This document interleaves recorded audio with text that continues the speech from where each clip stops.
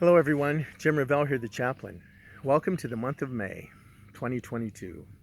Last week, Sarah Lee had the privilege of hosting the first in-person meeting since a string of 16 consecutive meetings held remotely over the course of the pandemic over the last couple of years. There was a jubilation in the room. At the end of the meeting, Craig Boehner, the CEO, of course, of Sarah Lee, shared some thoughts gleaned from the classic, the personal life management classic written by Stephen Covey called Seven Habits.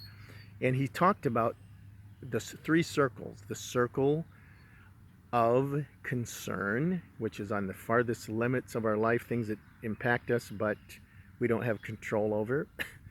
The circle of influence, those are things around us we can influence, but we don't have direct control over. But then that circle in the center, called the circle of control. Those are things that I can make choices that make a difference in my life. Over this season of the pandemic, we've seen a massive spiking of both depression and anxiety. And I want to share with you a simple tool that we can practice that is probably one of the most effective against both depression and anxiety. You say, well, what would that tool be? That is the habit of gratitude.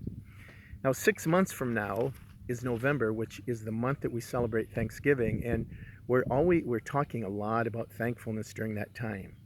But what if we started in May and viewed it not simply as something we do in November, but as a lifestyle that we live? Gratitude, according to Robert Emmons, who is one of the leading experts, a professor at the University of California, Davis, said that gratitude has one of the strongest links to mental health and satisfaction with life than any other personality trait. He said it is stronger than optimism, stronger than hope, stronger than compassion. Now, all three of those latter traits we certainly want in our lives, but the foundation stone is the principle of giving thanks or sharing gratitude. You say, well, what is gratitude? According to Dr. Emmons, he says it's a felt sense of wonder, of thankfulness, and of appreciation for life. Did you hear that? A felt sense of wonder, thankfulness, and appreciation for life. And when I'm practicing gratitude, I stop and I focus on the present moment.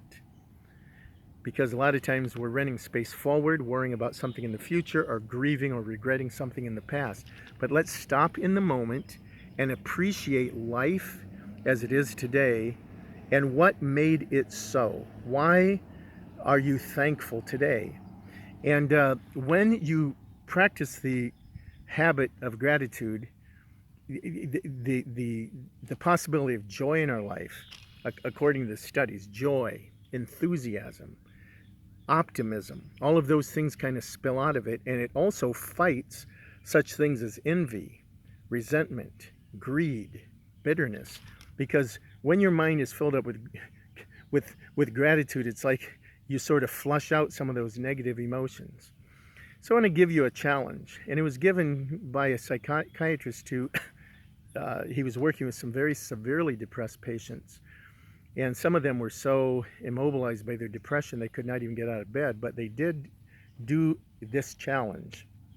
And he asked them for 2 weeks, 14 days, to go to their computer in their room and to type on a Word document 3 things that they were thankful for on that day. Well, when they did that over a season of a couple of weeks, he began to see a positive a mental change in those severely depressed patients. What do you think that would do for us? And I'm not saying you have to go to your computer and type it in, but I would encourage you to find a little notepad to write it down, or find some kind of app that you can put your list down. And at the end of the month, if we declare May the month of gratitude, how powerful could it be at the end of the month to have 40 or 50 things that we review that are things that you're thankful for? Now, I want you to think about this, because it's even not the large things, not some massive windfall that you need to thank for. Maybe it's something as simple as a cup of coffee, or that bird that you saw flying out of the window, as you're looking out the window of your house, or some small deed that maybe a colleague did or a family member did. But take an assessment on the things in your life that you're truly grateful for, and you'll find that even you'll begin to develop even new pathways in your brain of thinking positively. So I'm declaring May as a month of gratitude. And I would encourage you to do so, and to step out and try this. Try to work on this. And as I'm doing rounds during the week at Oak Brook, share something with me that you're thankful for. If you'd like to contact me, my number is 877-322-CHAP. That's 877-322-2427, and my extension is 5017. Thank you.